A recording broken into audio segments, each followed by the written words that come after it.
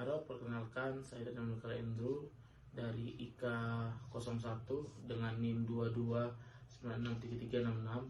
Di sini saya akan menjelaskan bagaimana Indonesia bisa termasuk ke 6 negara yang paling berkontribusi terhadap polusi udara secara global.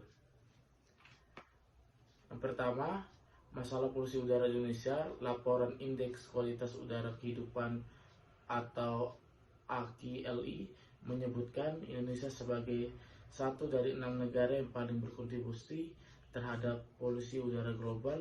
Pencemaran udara yang terjadi dipicu dari bentuk gas, cair, dan padat tertentu yang terpendam di udara. Partikel berasal dari aerosol, debu, asap pabrik, kebakaran hutan, asap kendaraan bermotor, maupun asap rokok.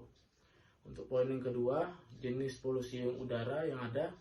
Yang pertama, polutan premier dan sekunder. Polutan premier adalah polutan yang dilepaskan langsung ke atmosfer, sementara polutan sekunder adalah polutan yang terbentuk di udara akibat dari reaksi kimia dengan polutan lainnya. Yang selanjutnya, polutan premier berada di sekitar kita ada letusan gunung api, asap pabrik, asap kendaraan, pembakaran sampah di perumahan, pertanian. Kalau dia bereaksi lagi dengan polutan lainnya jadi polutan sekunder, jenis PEMI dalam webinar bersama RUSP Persahabatan. Untuk yang kedua, polutan dalam dan luar ruangan. Polutan juga terbagi menjadi polutan dalam dan luar ruang. Polutan dalam ruang misalnya asap dari aktivitas memasak, asap pembakaran, penggunaan pemanas, asap rokok, dan agen biologis atau jasad renik di dalam ruangan. Untuk poin yang ketiga, dampak polusi udara. Polusi udara menyebabkan suhu bumi meningkat dan air laut naik. Pemanasan global terjadi jika suhu bumi meningkat. Dampak lain yang mengikuti adalah beberapa aktivitas makhluk kehidupan terganggu dan membuat terjadi ketidakseimbangan ekosistem. Dan selain itu ada juga dampak pencemaran udara dari asap kendaraan, asap pabrik, asap rokok, dan lain-lainnya. Bisa memicu terjadi gangguan pernapasan seperti asma, ISPA, dan kanker paru-paru.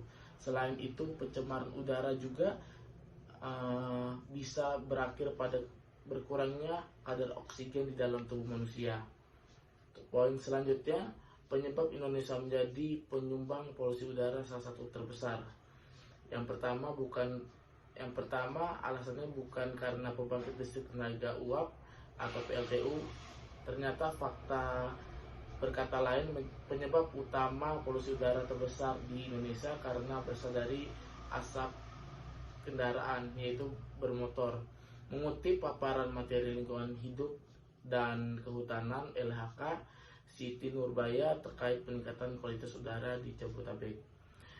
Data itu menunjukkan sektor transportasi berkontribusi sebesar 44% dari penggunaan bahan bakar di Jakarta, diikuti industri energi 31%, lalu manufaktur industri 10%, sektor perumahan 14%, dan komersial 1%. Dari sisi penghasil emisi karbon monoksida dalam kurung CO terbesar disumbang dari sektor transportasi besar 96,36% atau 28.317 ton per tahun. Disusul pembangkit listrik 1,76% atau 5.025 ton per tahun, dan industri 1,25% mencapai 3.738 ton per tahun. Dan yang terakhir, bagaimana cara mengatasi polusi udara yang terjadi pada saat ini? Yang pertama, melakukan reboisasi di lereng gunung, penghijauan di kota, pencegahan pembakaran hutan, pencegahan pembakaran sampah yang terjadi di lingkungan sekitar kita, dan yang kelima meminimalkan limbah pabrik.